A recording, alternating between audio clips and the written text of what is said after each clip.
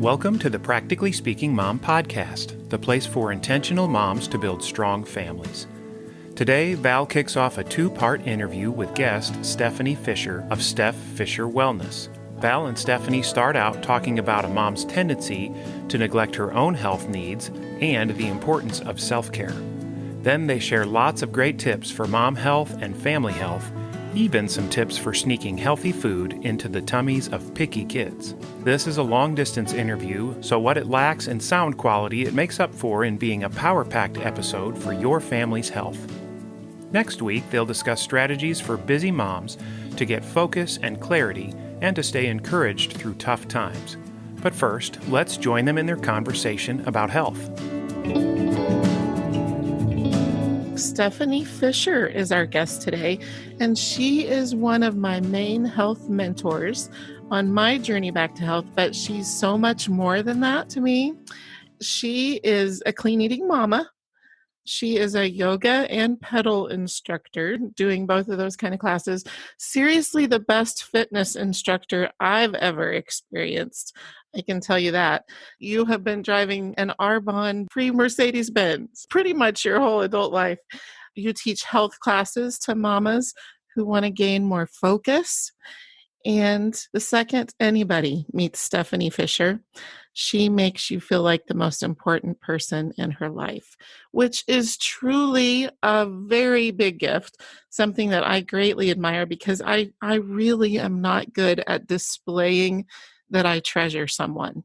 And the other really big gift that you have is you inspire sunshine wherever, any room you've ever entered the entire time you've been alive. And I've known you from birth because you are also my cousin.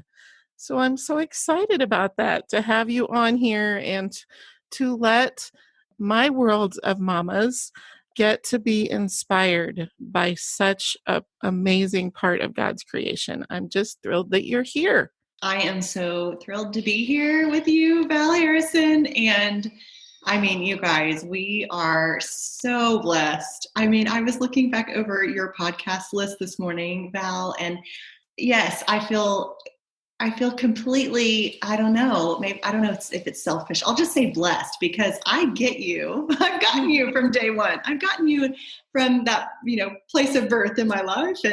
And you guys, I've gotten this incredible gift of example in my life through, especially Val, I remember you so prominently. Of course, all the laughter, all the fun memories of being young, but I for sure remember your influence in my life at a very, those very pivotal years of my adolescence, just being able to follow your example of who you are, following the Lord, seeking his heart first, and being so disciplined. Those are not easy years. And you have some kids in those years right now, and so do I. We both have a big age span of our kids. So tell us about the ages of your kids. Well, okay, so kiddos. Oh my goodness. Yes, we are not quite as busy as you are, Val, but you are. Well, we have 3 of our 4 children still at home with us. So my baby boy, Jude, is about to be 11 at the end of September. Dylan is 13. Chloe is 16. And then we have Ethan, who's 24, which is so crazy to think. It is. So here's our agenda with our interview time. We're going to talk about self-care and being a healthy mom. We're going to talk about how do we help our family be healthy and strong. And we're going to talk about mom boss strategies. And I call these strategies that work so your focus can be on your family, which you are a great example of that, of keeping our priorities straight with God first and family second. And he takes care of the rest. But if we have some good strategies in there, then it really does help us to be able to live a life of excellence and glorifying God through all the things he's called us to do. So we're going to talk about that with you because I know you're going to have some great things for that. So we're going to jump in with self-care and healthy mom. This week on your Instagram, Steph Fisher Wellness, if you want to follow her, she said, aging well not only means the way our outside appearance changes. For me, it's an inside job. in this season especially, I have slowed down, allowed more time for rest, mindfulness for myself and others around me, time for gratitude and prayer. So I love your list there, Stephanie. That just so is how you live your life anyway, but also I could really relate to the list because I am aging, and this is the things we discover as we do get a little bit of wisdom behind us is we're really not trying to chase after everything. The things that are most valuable seem to come as we slow down and really treasure every moment and every person. So I love your list. Oh, thank you. I completely agree. It reminded me of something I've learned here recently, and it's the C's, the C words. It's connection, creativity, character. Those things can't happen when we're in a frenzied rush, right? I don't know about you guys, but I am a 3 on the Enneagram, if you're familiar with the Enneagram at all. Oh, I'm an yeah. achiever. And I had to learn, especially in this season of quarantine that we've been going through, we are not human doings, right? We are human beings. And just to Yeah. be and to know that the Lord has us right where he wants us. He's never too early. He's never too late. He's always on time. And he's giving us exactly what we need, breath by breath. And having that trust, right? I mean, it's faith, it's trust to know that he's got us. And so instead of feeling like I've got to do and check the list and be all things to all people, I honestly, doing those lists and things like that brought me to a place on my personal journey in about my mid-30s where I got to a place of burnout. And so my Energizer Bunny achiever self, who used to be able to just kick it up another notch and stay up a little later and get up a little earlier to complete the task, to do the things that made me feel, fulfilled, came to a halt, a screeching halt. And a lot of it was within my body, my physical being. And so I'm on a journey just like you, Val, to back to health, to slowing down, to breathing, to being more connected with the people that I intentionally want to connect with. My creator first, our creator first, and my family second. And then everybody else gets that third place spot. And he's got everything else figured out. I think that's one of the big lessons that I started learning in my late 30s, that I can truly, genuinely trust him, and that I need to quit thinking that it all needs to be on my shoulders, because quite frankly, I stink at carrying my life, and he's way better at it. And he's proven himself so faithful that it really is a load off to recognize that the most valuable way I can bless my family and fulfill all of my responsibilities is to slow down enough to take time for him. So you truly are a master at identifying self-care needs in moms and helping us be more focused on getting ourselves on the right track with health and things. So give us some pointers on being a healthy mom and self-care. Well, I think first and foremost, and I'll start with this, and I hope to end with this as well today, is, if we can take care of ourselves well, then we can take care of everyone else well. And so you've got to take care of you first. And sometimes I think that as moms, we feel like if we take care of everyone else, we're a good mom, right? Mm-hmm. Well, our children and our spouse, they're learning by example. And we're also teaching our kiddos how to do the same, right? We're teaching our kids how they need to teach others how to treat them. And so if we're taking care of ourselves, we're teaching our kids to take care of themselves. And I never would want them to run themselves in the ground. I never would want them to stay up later and wake up earlier just to get the boxes checked. I want them to be in a place of connection and intention. And I feel like that's where you're so good, Val, at giving us a lot of those practicalities and strategies. I have just loved up every one of your podcasts that I have been blessed to listen to. I have several more that I still need to go to. But I think for me, some of the things that really have helped me in this self-care season are the breath work, like we mentioned, things like rewarding myself in different ways than maybe I've not been used to in the past, and trying to be real strategic. For instance, I might set a goal to get all of our laundry completed that day, and then we're all going to get some self-care time. I'm going to take a hot bath. What are you going to do? And Love asking it. them to kind of be involved in a little reward. Used to, I would reward myself with food or sugar or going out to eat or something like that. And so I had to shift some things and make my reward for getting some of those practical tasks done something that was really health focused and geared toward that self-care and that kind of winding down versus amping up. Taking a walk or getting out in nature. I actually listened to a book, High Performance Habits by Brendon Burchard. I don't know if you've ever listened to that or No. read that. It's a good one.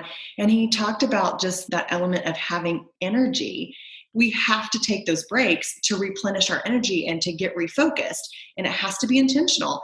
And I thought, wow, do I do that? I really, I feel like I've taken my bar and maybe pushed it a little too high. I can sit here for 3-4 hours and, get the tasks complete or schedule Zooms back to back to back. I don't know about you guys, but I have done those things and I feel depleted. I know to be my best me for everyone around me and to have that connection that I want to have and to have that impact that I want to have, I have to take those intentional breaks. And so those intentional breaks look like taking a walk, outside, even just for 5 minutes. If I can take my dog or, a child with me, just one lap around the block, or getting out in my backyard. We've got some trees behind us and just stopping, pausing to take those deep breaths. And the same thing, setting my mind on what is my intention right now? Am I really focused in on the person that I'm connecting with and what might I want to be imparting to this God-given connection? Because, right, he is putting people in our paths. He's opening doors. He's closing doors. And so just taking that 5 minutes even to breathe and think about those things as to who I want to be when I show up. And then also being really mindful of what I'm putting in my body to help with that energy. And like you're talking about, some of those hormone issues that really all of us are battling these days with chemicals that are going onto our foods and of course, our gut health being destroyed by a lot of those chemicals. And that's a whole nother rabbit trail we can probably talk about at a later time. It's okay with me to go down that rabbit trail just a little bit because Okay. it's really changed my life. Making these changes one at a time, we can't change them all at once or it doesn't really stick. But reducing or eliminating chemicals is really big. Like in what I clean with, you can clean a lot with hydrogen peroxide and cleaning vinegar, and it's not going to harm you in so many ways.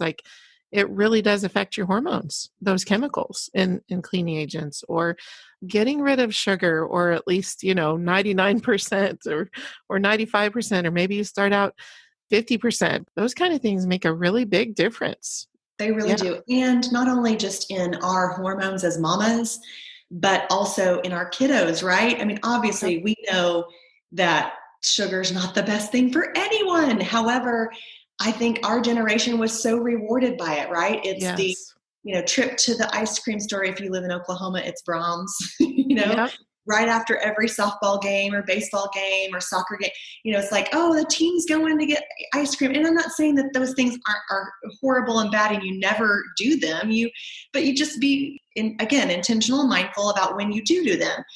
Could you do an alternative? My kiddos and I, we have a little marble jar, and, when I catch them doing something great that I want to praise, I try to praise them with the affirmation, but I also give them a marble in the jar. And then we work toward filling that jar up and then going and doing something that we wouldn't normally do. That's a fun adventure. And awesome. It's just a fun little practical idea that, Val, you've got a plethora of them. And, some of those little things where it is, again, teaching our kiddos that there's those rewards that can happen beyond just the ice cream. And then, of course, that goes into that whole gut-brain connection, right? It's our kiddos being able to be more in control of their emotions and be able to be more intentional with their words and actions because they're not in a craze, sugar high. For me personally, I've really struggled with that. I struggle with a little ADHD, and I've had to be really mindful about what I put in my body. That doesn't just come out on the outside. That definitely comes out on our internal health and peace. Well, I'm sure some moms' ears really perked up with the ADHD and what you take in and don't take in. Do you have a few tips in that? Yes, I think for me, and I know you had asked me to really think about sneaking in healthy into my kids' diet and to my own. And this kind of is under that heading for sure. I mean, I know for me personally, water, hydration, being well hydrated and having enough protein in my body and having enough fiber in my body, those three things are so correlative to my mood, my stability through the day, feeling like I can stay focused, and having one of my kiddos, my youngest, who really struggles in that same place as I do. I have a lot of empathy for him. And I mean, it never fails. When I see him really struggling emotionally, light bulb goes on. Have we had proteins here in the past couple of hours? Is he drinking enough? Or is he just grabbing those sugary, carbohydrate loaded snacks? And, those are the easy things, right? Of course, you can start to really look at what type of carbohydrates you are getting in your body, and that's kind of getting a little nerdy sciencey. But you guys can definitely do a Google search on low glycemic carbohydrates, whole grain carbs that will help to keep that blood sugar stable longer. But really, I think if we're focused on what we can be getting, I don't even want to say the word should, but what we can be getting into our diets, like more water, taking our body weight, cutting that in half, and knowing that's really how many ounces is our goal every day to be getting in water. You guys, we are going to have to be headed to the bathroom a whole lot of times back and forth if we're really getting enough water in our day. And it's intentional. Now, if you can't just do water, maybe you do a little tea or a fun mineral water or something with a flavor that doesn't have the sugar. And then again, protein. So protein is a big building block in keeping your blood sugar stable. Blood sugar has all to do with weight loss and feeling fuller longer. It has all to do with having a stable mood as well, because it takes our body longer to break down the protein. It's just a big building block. And so can you give us some examples of good protein options for busy people? Okay. I start my morning most mornings with a protein smoothie. I love a vegan protein. And like you mentioned, I am an Arbonne consultant. I love their brand just because I know it's clean, green. I like to call it our triple threat of protein. So it's pea protein, PEA, brown rice, and cranberry protein. I like that form because it's a vegan-based protein. So it's very clean. Most proteins come from a meat source and come with a lot of saturated fat, and just fat in general that's not great for your body. There's a difference between good fat and bad fat. And so with the plant-based protein, you're getting a good source of fat, which has all to do with brain health. There's just a lot there. But something that I've learned with the healthy proteins, such as you mentioned pea protein, is as I've been going on my health journey and working with a functional nutrition medical clinic, is that that's less difficult for our body to process, and it's easier on our gut, and it's more healing on our gut when we don't have to make it work hard like that. So I love you mentioning that. And with your, what is it called? I always call it just the greens powder, but what is that powder called? Yes, the greens balance is another great magic tool, like a little piece of magic to kind of hide in there in your kiddos' food. And you can find these obviously any brand. I just trust the Arbonne line because I know its ingredients are clean. But the greens balance from Arbonne, it is 37 different superfoods that you wouldn't normally get into your diet. It's going to help to alkaline your body. That's going to help with fiber.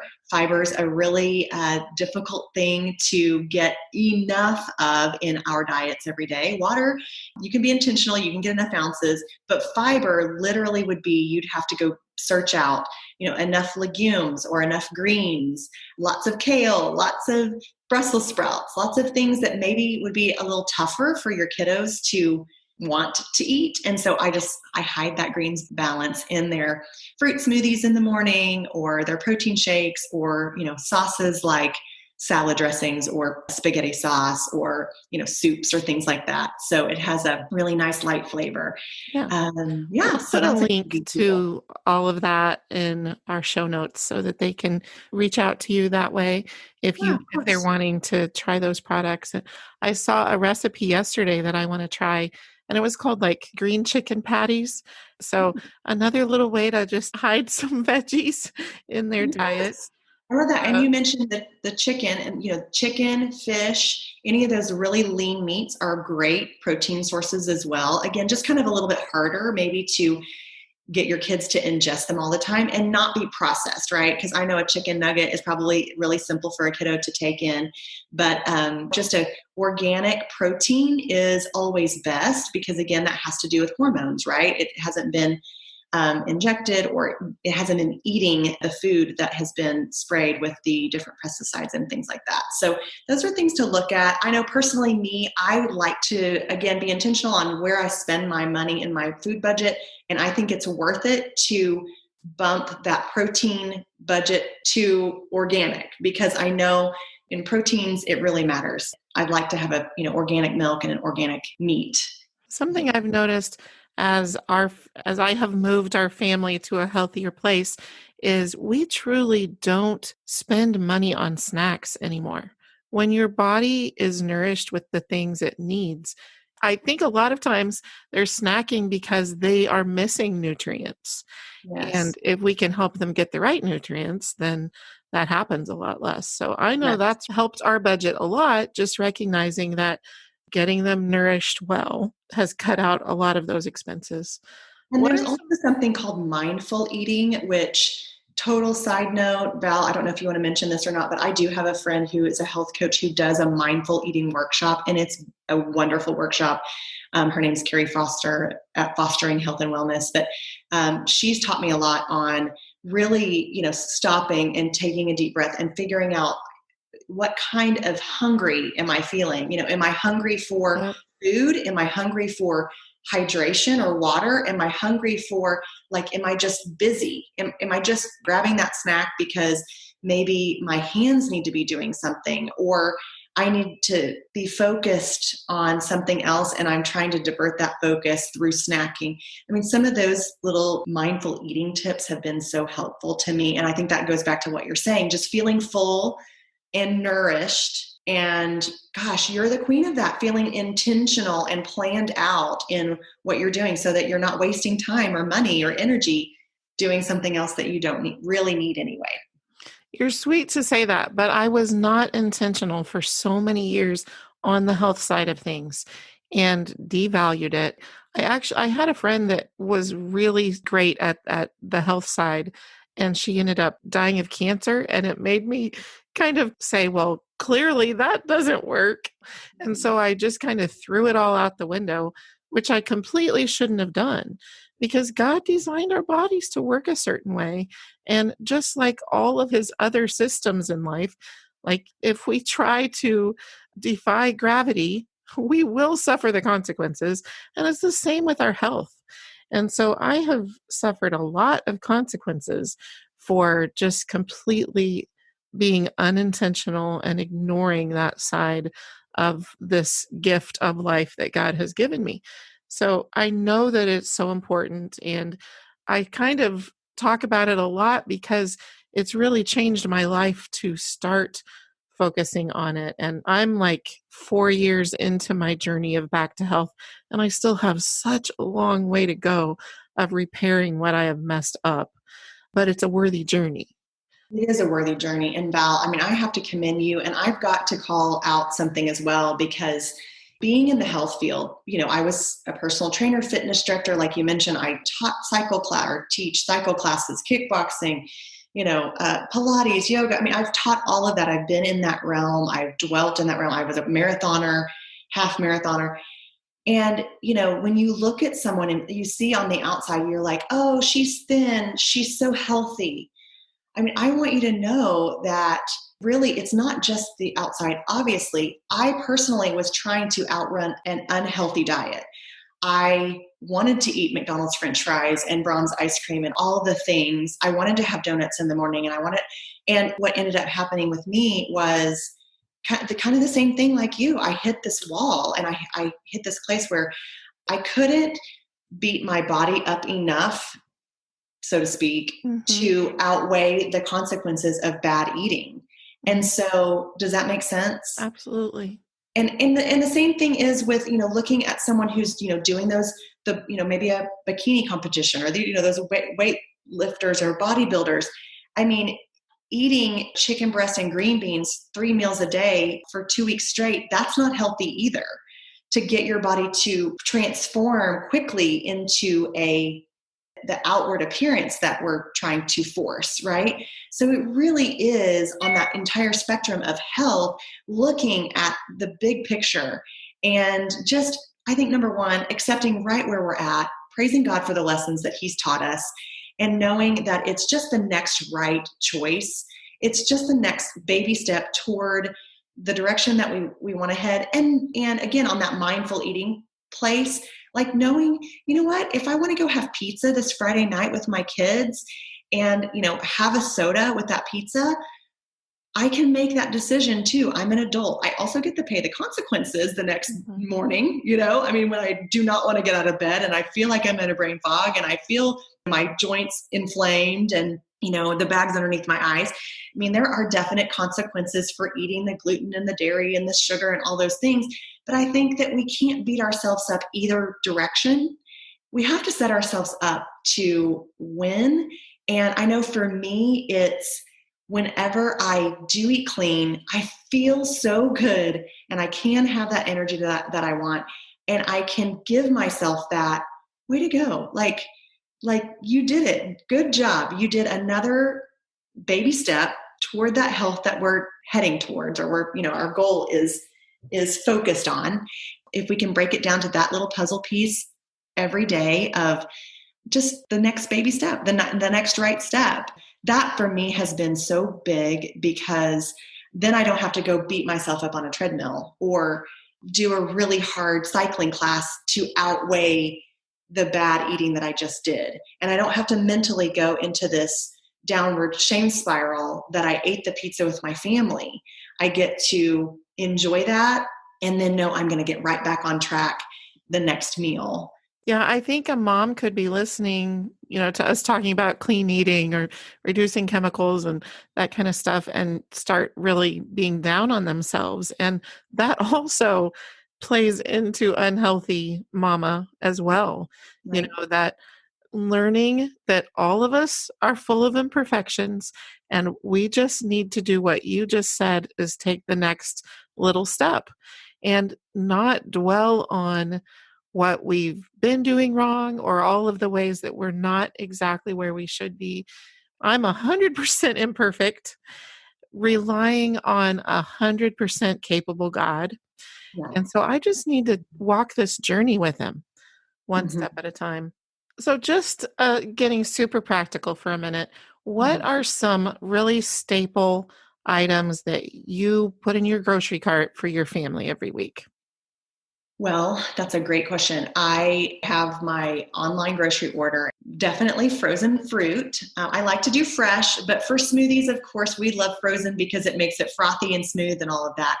My kiddos love mangoes. They love berries. They love avocado. My boys not so much, but I slip some in to make their smoothies kind of creamier, a nice velvety texture. It's a good healthy fat as well. All of those things you listed so far, Costco has organic of those in the frozen section for amazing prices. Yes. I don't know if you have Costco near you or not. We actually just got one not too long ago. It's not very, very close, but my mom and I meet there in the middle. Her and I, every once in a while. And yeah, I love that they've prepackaged these. They have like chunks of spinach in with the berries, where it's prepackaged. You rip it open, you throw it in, do a little scoop of fiber. I always do a nut milk, like a cashew, almond, or I love coconut because it has a nice natural sweetness to it. I do unsweetened in all of those things because I can get the sweetness with the fruit. I also love chia seeds. Again, it's a really great protein source. That's a nice texture, great to make those little smoothie or acai bowls. Those are a fun way for your kiddos to get involved in. You can do a protein smoothie base with a lot of ice to make it thick. They can put fresh fruit. We do a gluten-free granola. I personally love Kind granola. It's my favorite brand, but you can do any brand, of course. Same thing. You can find those organic and clean granolas just about anywhere. And maybe some chia seeds, some walnuts or almonds, slivered almonds. And it's so pretty, right, to make that big bowl. And it's so filling. You might put some nice local honey. Of course, right now during this allergy season, local honey is so good to help with those allergens. And then I also do love a probiotic powder. Again, that's something that is so, so important for all of us. If you're not doing a probiotic, I would suggest even a prebiotic-probiotic enzyme combo. And those are things that are going to help to break down your food easier. It's going to help to bump that healthy gut flora. And if you haven't heard it before, your gut is your second brain. That has all to do with mood stability. That has all to do with focus. And for me, someone who really struggles there, that is something that I have to do. I actually, in the morning, I wake up and I try to do some sort of movement and exercise to get my body rolling. I do a fasted walk or yoga class or something where I haven't put food in my body yet. I might do, water with some lemon juice or apple cider vinegar first to just get that hydration in. And then after my workout, I do that greens that you mentioned. I also do a prebiotic-probiotic enzyme combo. And then I also do a natural hyaluronic acid, which is a collagen booster. And all three of those, I call my triple threat. I mix those up, I down that, and it really, on an empty stomach, putting a prebiotic-probiotic enzyme is so important for the rest of my day. I notice huge when I don't do it. And when I do, I just feel like things are rolling forward like they should be. Some other staples, my goodness, I love personally doing a lunch or dinner with some sort of lentils. Lentils are a great, enormous bump of fiber. And you could do a lentil soup. I like some lentils with brown rice, with some red onion, with a little avocado, a little salsa. They keep you so full and give you that fiber intake that you need. Salmon, I try to get that in at least once a week. I try to get beans or chopped up veggies hidden in anything that I'm doing. It never fails. We'll always do some sort of Mexican meal throughout the week, a taco salad or tacos or something of that sort, some form of Mexican food. And I try to chop up my onions, my bell peppers, anything. If I've got celery, if I've got, whatever I've got, those things are chopped as fine as possible so I can hide them from my kiddos because I do have one that doesn't love it. And then I brown all of that in with my ground beef or my ground turkey. And like I said, I also add beans. My kids love black beans. And so I try to put those in for that healthy fiber, healthy protein. I love that list. So I'll throw a couple of added little things to your awesome list. You mentioned chia seeds. And so I keep a jar on my counter that is a mix of half chia seeds, half ground flaxseed. And then I can add it to smoothie. I can add it to salads. If you throw it into a hot dish, it's completely undetectable, pretty much, I guess, depending on the color of the dish. Then lentils, they are really pretty in a jar. So I have a couple colors of lentils out too, because I can just easily add a handful, maybe up to a cup in tons of things, whether it's spaghetti sauce or whether it is soup or whatever. Lentils cook super fast because they're so tiny. So I do just keep them on my counter near my stove as a reminder to me, hey, you can add this in to bulk up the fiber. That's a great idea. I love that. I like to make fun, sweet treats that might be a little more healthy for my kids than, the normal ones out there. One of our staples are the protein. You can make them into rounded balls, or you can make a 9 by 13 pan of them. You can do your protein powder, mix it with, I like to do gluten-free oats and then some chia or some sort of nut butter, whether it's peanut butter or almond butter. There's all sorts of great Pinterest recipes out there for protein bars or protein balls. And those are a great little grab and go snack. I think one of the biggest times that I notice my kiddos really crashing and burning is after school or after they've been really, focused in on their screen doing, online Zooms or school or whatever they're doing. And I notice them crashing in the afternoon, of course, just like we do, right? And so instead of letting them grab some chips or grab a candy bar or whatever, which we don't even really keep candy bars in the house. That's a whole nother side note. Just don't buy it. Just don't buy it and it won't go in your body. But I have those protein bars and they can go grab that for a sweet treat, but kind of a little extra bump for them because it's already got the protein. And then of course I encourage a big glass of water, and like night and day difference, especially like I said, for my youngest, getting some protein and some water into that boy. I'm telling you, he is a whole different kid. I'm a whole different mom when he's a whole different kid, and we can be a whole lot more intentional. So that's a super fun treat as well. That's awesome. We'll pause this conversation here for this week. Be sure to meet us here for the next episode as their discussion turns toward helping busy moms to stay focused and encouraged in the worthy role of motherhood. And so learning to say no, I think, again, is good self-care, right? Mm-hmm. Saying no to the things that are the extras so that we can say our best yes to the things that are the best. That's helped me a ton. I want you guys to know I am a complete retired people pleaser. And I am every day going back to the Lord saying, I want to please you. Val counts it an honor that you allow her to speak blessing into your life every Monday. You can join with her and lots of other intentional moms throughout the week in her private Facebook group, Intentional Mom Strong Family. You can also find her on Instagram at Practically Speaking Mom, which is a great place to see her favorite healthy recipes and mom tips every day. If you'd like to receive her blog post and podcast every Monday in your inbox, you can subscribe at practicallyspeakingmom.com. There you can also find all of Val's podcast episodes, her books and ebooks, and her other resources for helping build a strong family. Just a quick note, if you've subscribed already but aren't receiving her emails, please check your spam folder. If you find her emails there, open one and then click on the Not Spam button or mark it as Not Spam, and that will tell your email service that you want future emails to come to your inbox. Val looks forward to meeting with you again next Monday for the rest of her interview with Stephanie. See you then.